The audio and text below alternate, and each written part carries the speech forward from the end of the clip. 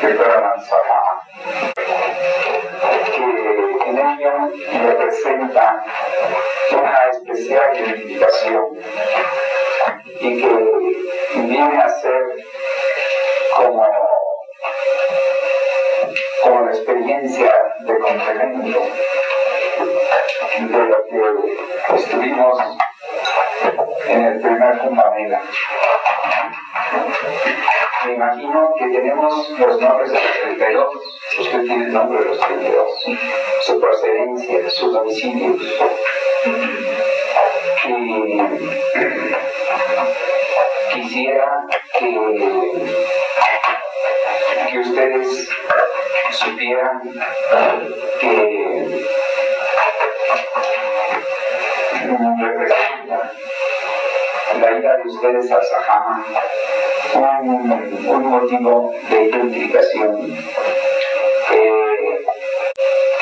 Considero que esas montañas conectadas como el Sahama son montañas dedicadas a Shiva, dedicadas al Espíritu Santo, o dedicadas al pensamiento entendido en su equivalencia a la tercera persona de la divinidad. Realmente considero que es una experiencia muy importante en la cual estoy seguro que todos se encuentran fortalecidos. Y estoy muy interesado en escuchar las crónicas que faltan. El estudio de la tercera persona de la divinidad es una de las cosas en que más he insistido. ¿A dónde va? En que más he insistido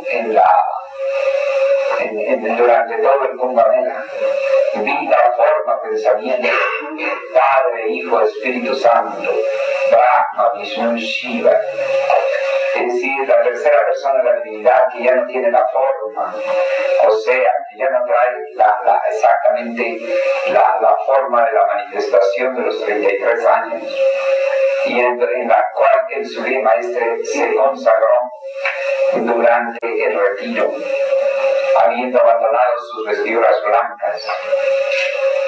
Todo ello resulta por demás de lo más importante, y que las hermanitas de La Paz, de Cochabamba, que no estuvieron en todas estas enseñanzas, es necesario que espero que el hermano Esteban Amaro o algunos otros hermanos les hayan platicado a ustedes acerca de la primera, la segunda, la tercera persona de la divinidad, les hayan explicado.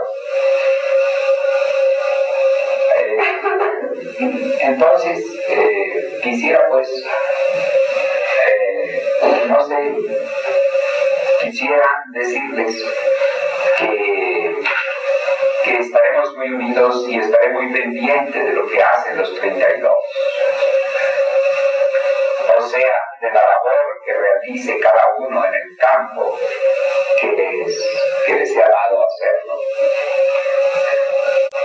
Ya es tiempo de que el hombre cumpla su verdadera misión sobre la tierra, y para ello tiene derecho a la verdad.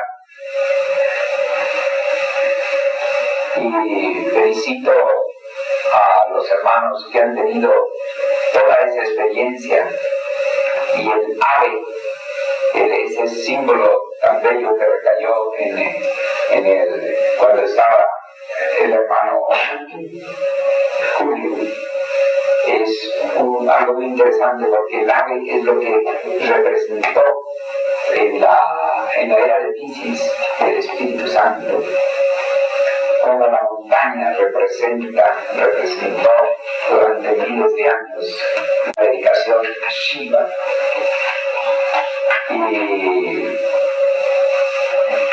Y también el hecho de la biblioteca es interesantísimo. No dejen de cumplir lo que han ofrecido con la biblioteca. Y es más, debería haber alguna visita allá por parte de la hermandad de Bolivia a los directivos.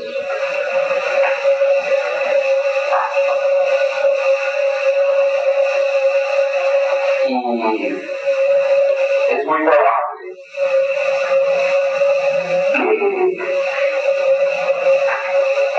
que a reserva de que, claro, de la reserva de lo que el tiempo diga, de lo que Dios quiere, yo tengo el propósito de asistir al tercer Kumbamela por varias razones, entre otras porque va a ser un Kumbamela positivo, o sea, dentro de la alternancia que ustedes conocen. Yo quiero preguntarles si a alguno de ustedes le falta el libro del retiro del maestre de los hermanos que fueron al Sahama. Todos lo tienen. James. Well, James. Porque La Paz viene a ser como un lugar un poco equivalente al Tíbet, que hasta los rostros parecen un poco tibetanos, sobre todo de la zona del altiplano. Y interesante, con la diferencia de que los tibetanos no se peleaban tanto, un ambiente de paz. Pero yo creo que eso es cuestión de un poquito de alquimia y de comprensión y de todo eso. Pero claro, ahora es la actitud de una nueva era positiva, en un continente positivo. Así que es.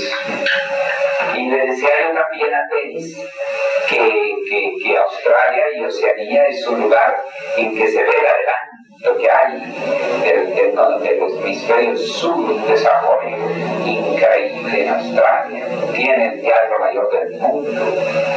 The Opera Theatre of Sydney is the best of the world. The Opera House, the Opera Theatre, the Opera House, is the best of the world. Lo más grande, lo más bello, lo más lindo, y también hasta las moscas son allí.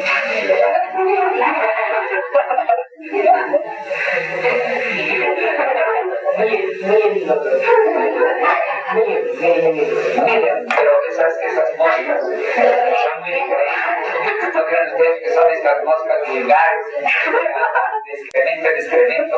Allá crecen en un, translate my dear, y allá crecen nacen en una arenita, en un lobito que hay bastante, y entonces le daban unas moscas limpias, unas moscas bastante limpias que no andan buscando los excrementos ni esas cosas.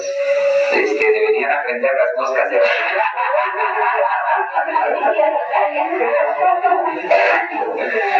si hay un cruzamiento de moscas.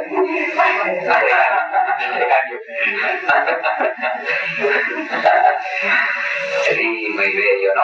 Y tienen unos animalitos bellos. La fauna ha tenido, tiene su necesidad.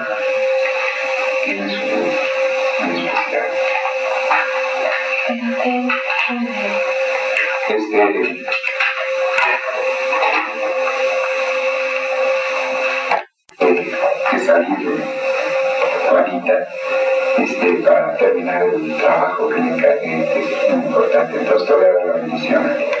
¿Quiénes de los hermanos van a quedar acá? Ahora, sí todavía tendríamos tiempo para ver algún otro trabajo relacionado con el Sahama, sobre todo los hermanos que van a salir.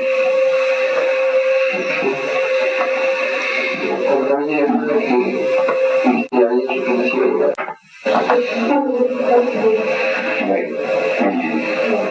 muy lindo el trabajo hecho por Rosario en varios aspectos, y también de Carmen, que han detallado varias cosas. Bien, ¿quién más tiene trabajo? Está rodeado de 12 nevados, siendo él un nevado principalísimo. Todo ello viene a dar un mensaje del pensamiento de la nueva era. Propiamente, recuerdo que por mi parte le entregué al Supremo Maestre la sugerencia de los Kumbh Melas en América, lo cual contestó con una carta, pero también hice un artículo de los grandes peregrinajes en América. Y ese artículo lo mandó publicar el Supremo Maestre en Honduras por el profesor Dani Pediana, que ha muerto y que se ha erigido una academia, una escuela con el nombre de él allá. En Honduras, ¿cómo se llama el lugar donde está esa escuela? No se acuerdan del nombre. Es un nombre hondureño. Bueno, es en una población cercana a Tegucigalpa. Realmente la lección del Sajama es una lección en razón del pensamiento, de complementar las tres personas de la divinidad, puesto que en la era de Aries fundamentalmente se habló de Brahma, del Padre. En la era de Piscis se habló del Hijo, y ahora viene hablándose del pensamiento también, revelando inclusive el maestro de su propio retiro. Todo ello nos clarifica y al mismo tiempo yo doy gracias a la divinidad de que se me ha permitido establecer varias cosas para la nueva era.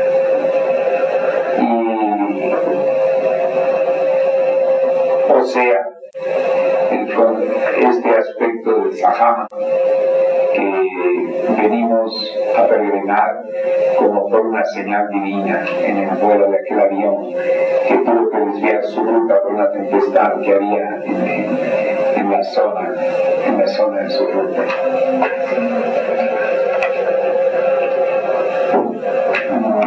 De Dani Pediana, mejor dicho, en honor de Dani Pediana, es en Cehuatepeque, un lugar que está en Honduras y que fue Dani Viana el que publicó ese artículo de los grandes peregrinajes. Propiamente es una realidad que ha venido desde las épocas de la niñez.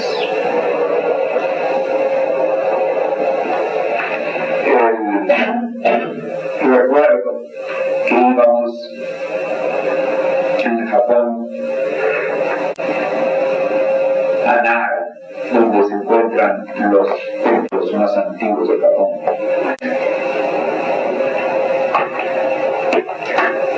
Vamos a Nara, donde se encuentran los templos más antiguos de Japón. Vamos a Nara, donde se encuentran los templos más antiguos de Japón. Y íbamos también a donde había la visión del Fujiyama. La visión del Fujiyama. Y propiamente también después en mi niñez vi una película muy hermosa que se llama Horizontes Perdidos, de lo cual después hicieron otra edición, pero nosotros tenemos la edición original, y que se trata de Shangri-La, donde aparece un peregrinaje importante de reencuentro con el Shangri-La en medio de las estepas tibetanas. Posteriormente, antes de conocer a la gente, hice un poema que sacó, que había sido el instructor de los toltecas, al cual erigieron pirámides. Y iban los peregrinos y las peregrinas a recibir un especial contacto de él. Posteriormente,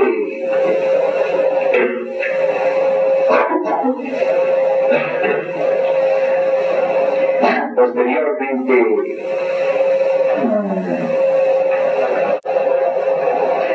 vi la importancia de los peregrinajes en América, el peregrinaje a Pachacamac, en el Perú, los peregrinajes que se hacían a los lugares centrales de las grandes culturas en México. Hay también un sentido de peregrinaje muy grande, aún en la propia capital, a la Basílica, donde hay 365 iglesias para cada día del año, en Cholula. Y así podría mencionar los peregrinajes de los mayas, a Chichén Itzá, a Copán, a Uxmal. Entonces, todo ese panorama y que implicaba el recorrido a diversos lugares de los Andes y que me hicieron visitar San Agustín al sur de Colombia, en donde hay grandes estatuas, de tal manera que la unión con ustedes en este momento del Sajama es una unión que queda para siempre por parte de este discípulo del Cristo.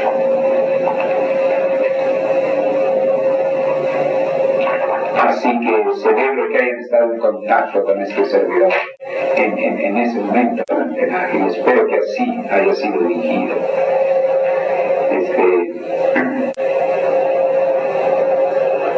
Porque he sido el discípulo que ha trabajado esta realidad,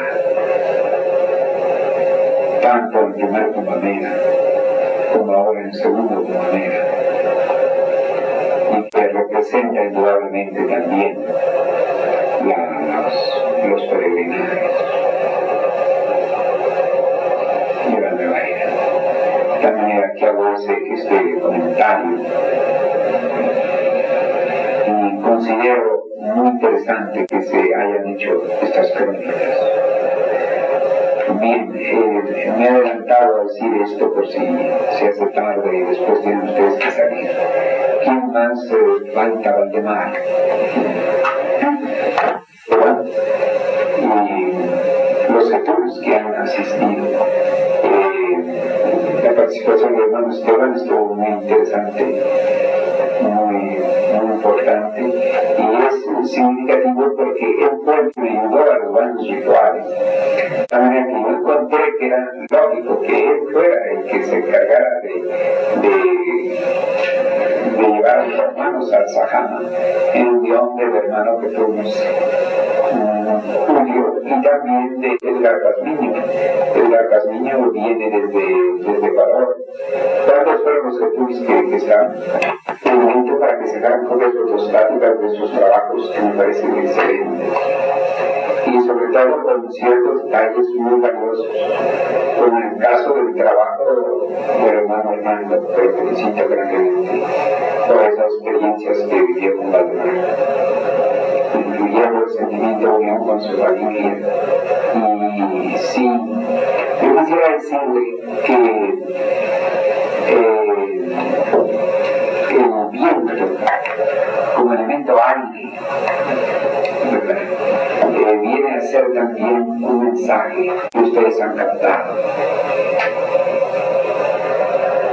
Yo recuerdo que en la época en que estaba el magnetismo por los Alpes europeos, pasando del Tíbet a los Andes, un autor que se llama Jean Genot y que presentó en su obra Batallas en la montaña al viento como un verdadero personaje que actuaba, de tal manera que esa captación me parece excelente, esa captación del viento.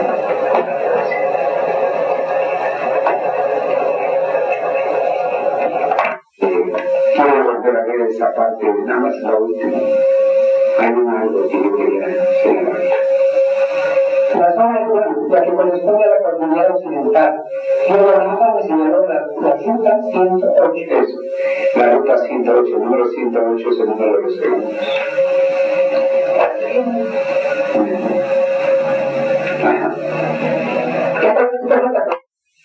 ¿Quién se va a hacer cargo de hacer las copias fotostáticas de los trabajos? Porque lo mejor es que vayan todos los autores, ¿no?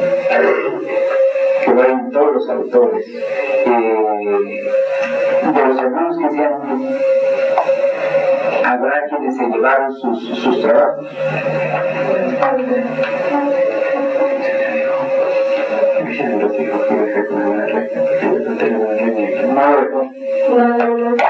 No hay un puesto para que alcance mi padre. Me interesa mucho que quede copias virtuales.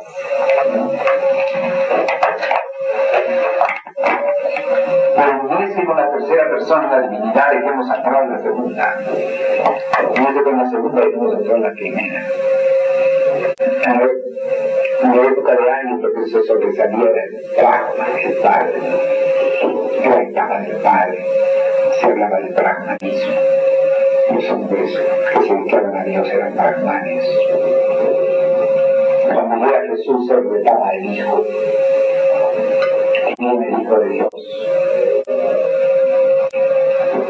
Aquella era época de patriarcas, después vino la época del Hijo. Entonces Jesús decía, el Padre y yo somos uno. Ahora viene la etapa del Hijo del Hombre, la edad de oro, en la que el hombre, no viene el Cristo mártir, sino viene el Cristo Rey, reinando. Pero como reinando tiene que ser a través de la conciencia crística. Y la conciencia crística implica que esté al alcance del hombre las verdades y los misterios. ¿Me parece claro? Sí. Yo me escribía en las 600 cartas que me escribía, y en las circulares él habla de su retiro. Él escribe su retiro en las circulares. Pero nosotros hemos hecho es tomar en cuenta las 600 cartas que me envió, todo el estudio de literatura y además de investigación que debemos hacer con las personas que lo trataron. Es muy interesante, por ejemplo, que con el maestro Sunduku, que a usted le interesa saber, cuando llegó a conocerlo, la respuesta de él no fue apartarse e irse por allá a un rincón espiritual, sino fundar la Federación Internacional de Sociedades Científicas, previendo su misión que tenía que ser para una era del saber y no una era del creer. Ya se dirigió a su misión pública, porque el 18 de febrero de 1947 fue cuando fundó la FIS, según los registros legales que hay en Francia. Y en cambio, cuando inició su misión pública fue 6 meses después, o sea, el 12 de noviembre de 1947 también. Entonces es una misión diferente de la divinidad. Y por eso él dice en la página 414, los grandes mensajes, dice, Dios en su esencia infinita escapa naturalmente al análisis, pero sus diferentes manifestaciones sí pueden ser analizadas, o sea, los avatares, para la mejor comprensión de las cosas divinas, para lo cual se hace necesario enfocarlas bajo una epistemología de la vida. Dice, mientras tanto tenemos que contentarnos por ahora con prolegómenos, o sea, con inicios de realización espiritual. O sea que la nueva era es una nueva realización de lo espiritual.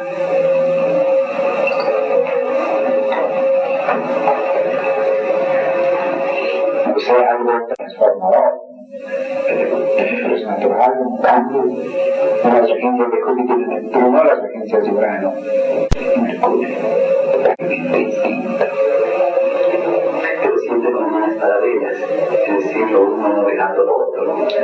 Porque podemos caer también que a un cierto sentido viviendo un tipo de misticismo, ¿no? Pero que al mismo tiempo, como dice el estudio epistemológico, nos da a entender que no podemos alejarnos ni del uno ni del otro, sino que aferrarnos a ambos como si fueran una línea de tren donde el coche para poder tiene que asentar sobre esas dos líneas. Sí, pero hay que tomar en cuenta lo siguiente, que cuando vino Jesús apoyándose en la previsión que había expresado Moisés.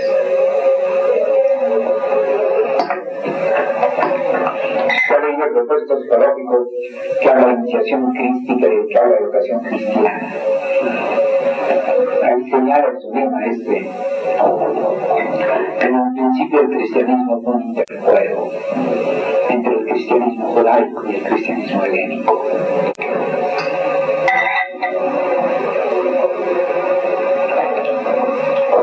El cristianismo judaico surgió del ambiente propio de la tradición, del ambiente del Sanedrín y del ambiente de las sinagogas que visitaba Jesús. Porque él encontró a sus discípulos y hablaba de las profecías que se cumplían en ellos. Pero él dijo: un nuevo mandamiento os doy, del cual depende la ley y los profetas. Entonces, que la ley de Moisés ya dependía de un nuevo mandamiento. Eso claramente es los foros de la ley mosaica. ¿Por qué? Porque al principio la idea del Cristo sustenta en la era anterior, en la tradición de la era anterior, en lo que ha de cumplirse en la era siguiente. Y entonces, ¿qué pasó? Que los primeros apóstoles de Jesús llevaban un cristianismo judaico en que hacían inclusive circuncidarse a los primeros cristianos. Pero entonces hubo quienes se apartaron, no en el sentido de separarse, sino quienes fueron a Grecia. Y en Grecia estaba triunfando culturalmente, penetrando en Roma, que Roma la había dominado militarmente a Grecia.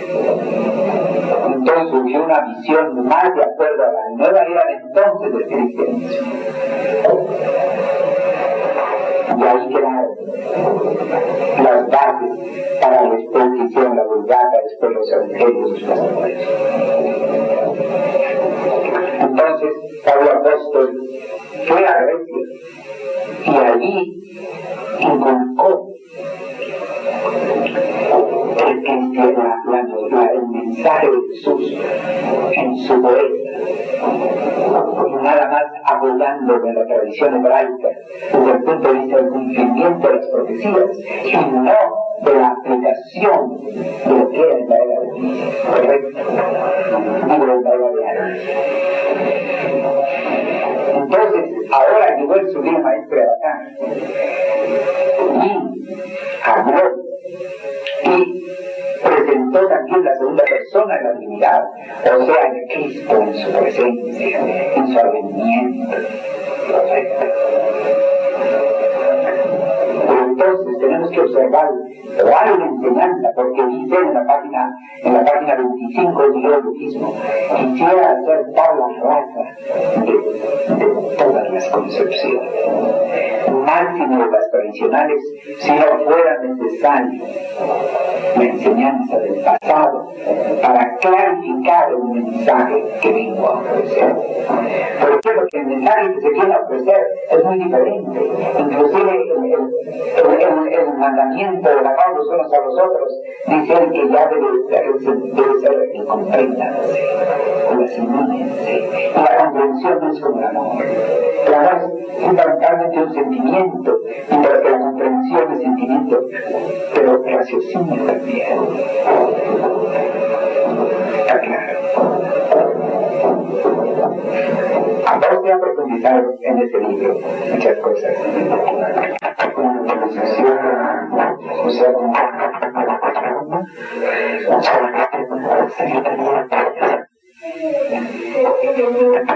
hemos explicado las 4 sesiones fundamentales de la metodología para la guía de estudios, que nada tiene que ver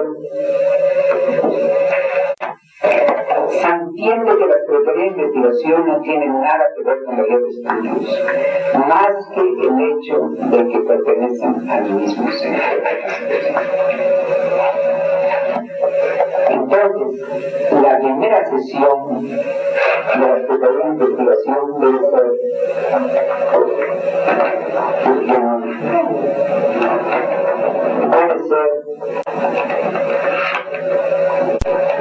plantear el tema, formular la hipótesis, hay que poner una profesión siempre no, ya está aquí, que ya tenemos un cuarto de esperanza que venga, si no aguantamos nada, ¿sí?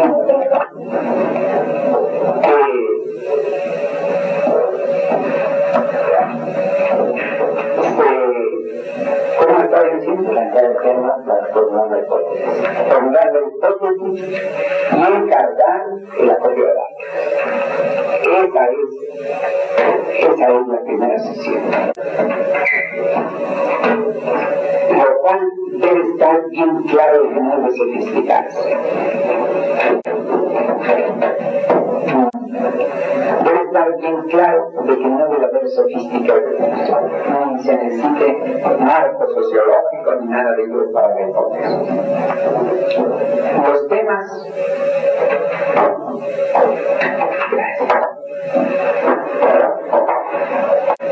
van a ser dados alguna vez. Está el tema de las culturas antiguas. ¿Y cuáles son los otros?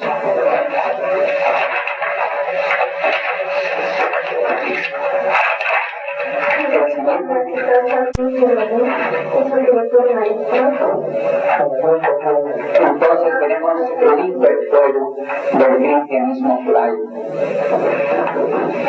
O sea que después de la parte de ¿cómo se llama? De la parte de las culturas antiguas, que es con lo que se van a encargar. Enseguida viene el interpueblo del cristianismo judaico con el cristianismo helénico.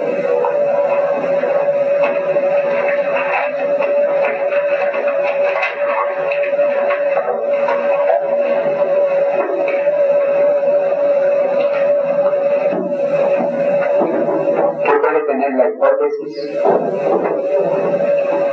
Grecia salvó el pensamiento del cristianismo.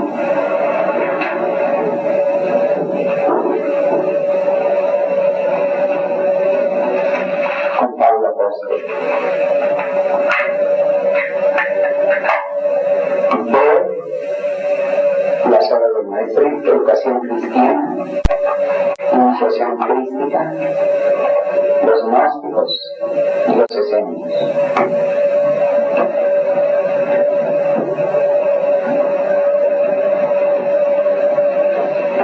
Entonces eso viene después de que se hayan hecho las culturas antiguas. Y después de las culturas antiguas entra la guía de estudios, la Secretaría de Estudios, 4 sesiones. Y después de esas 4 sesiones que nada tienen que ver con esos temas, entonces viene el siguiente tema de la Secretaría de Investigación, que es el nuevo concepto de la divinidad. Ver grandes mensajes que le habíamos puesto a la página 218. El retiro del maestro.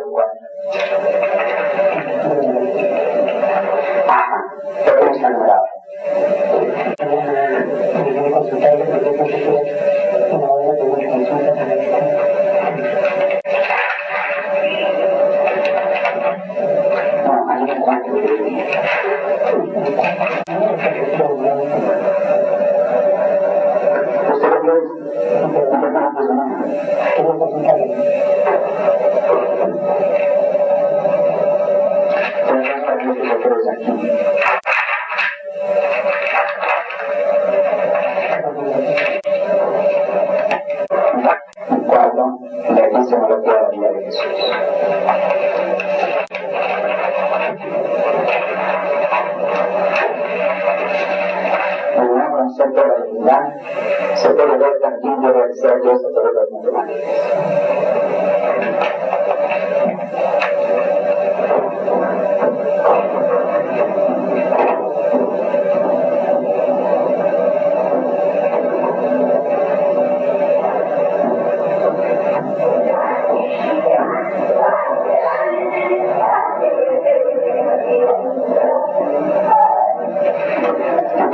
Con estos temas del gran estudio y la secretaria de investigación vamos a hacer, hay temas para un año.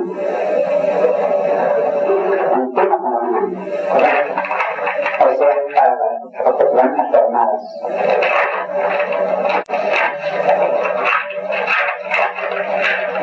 Una cosa que es importante que quiero darles a ustedes es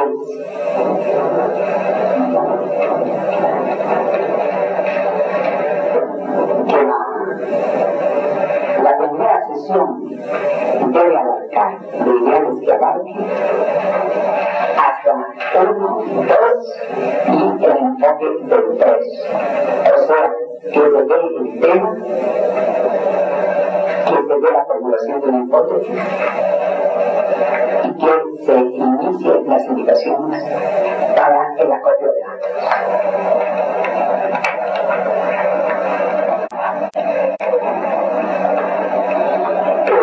El tema debe prepararlo una secretaria de investigación. Sobre la puerta, por favor. O sea, el tema lo trae preparado la secretaria de investigación. Por ejemplo, ya está dicho allí de las culturas, ¿verdad? Pero puede ser, en el ejemplo de las culturas, puede ser aquí las culturas de los días, que Abanaco, en fin, la que ustedes se dicen. Y de aquí se puede ser también, en algunos casos, algún tema del maestre, pero ahorita este año vamos a trabajar con estos temas que están aquí. Entonces, este tema ya lo explica la Secretaría de Investigación.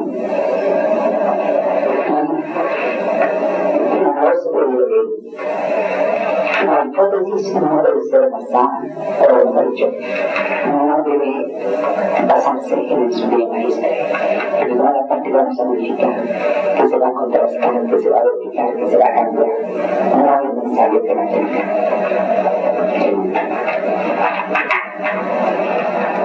No es necesario que sea con base en maestre. Todo lo demás sí puede ser con base en el sublime maestre. Varias cosas, varios datos, varias puntuaciones.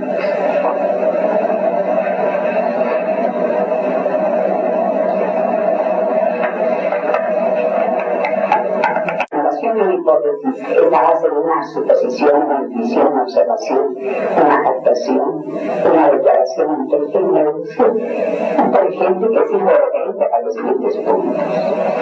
Entonces, la hipótesis, vamos a suponer, tenemos el primer tema que recibir.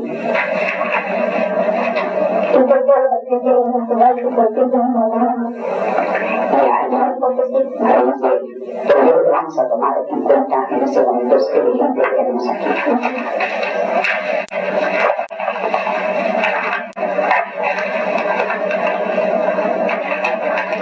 La formulación de la hipótesis aquí pusimos el ejemplo de Copán, pero ustedes pueden poner el ejemplo de Abanaco. O como se llama Zapata de los Duendes, donde descubrieron también muchas cintas. Ahí puede ser esa otra parte. Entonces, ¿cómo se debe formular la hipótesis? La hipótesis puede ser tan importante como la investigación. Y depende de cómo se formule la hipótesis, que así surgirá el resto de la investigación. Tiene que haber ese criterio. Por lo tanto, no lo mismo si es el lenguaje, que si es la arquitectura, que si es otro campo.